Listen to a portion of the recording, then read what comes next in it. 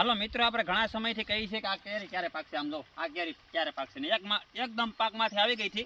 તો અત્યારે આપણે છે ને મસ્ત મજાની કેરી પાકી ગઈ છે. આમ જુઓ, અત્યારે હું જોતો હતો કે મેં કીધું ક્યારે પાકશે, તો અત્યારે એક મસ્ત મજાની કેરી મળી છે. આમ જુઓ તમને, જો ના અહીંથી તોડી છે ભાઈ, નીચે ડાળી છે ને તો અહીંથી તોડી છે.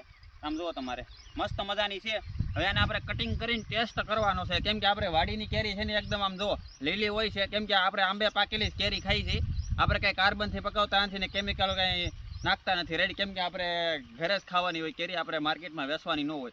ને આ બધા માર્કેટમાં કેરી વેચે છે ને એના માટે હું એટલું જ કહું છું ભાઈ, તમે ભાવ ડબલ લઈ લે પણ બધાને છે ને ભાઈ કેરી આવી ખવડાવો જો આવી એકદમ મસ્ત મજાની, કંઈ કેમિકલ કે કાર્બન નખવો નહીં રેડી. ભાવ ડબલ લઈ લો પણ ખોટું હુકામ ભાઈ ભાવ લેવા માટે કાર્બન કે ભાઈ કેમિકલ નાખવું જોઈએ રેડી. ને આમ જો આપણી વાડીએ તો તમને દરરોજ વિડીયો બતાવું છું રેડી, આવી રીતના જ બતાવું છું કે ભાઈ આવી કેરી ખાવ ભાઈ, બધા ભાવ ડબલ લઈ લો પણ આવી કેરી ખવડાવો ભાઈ.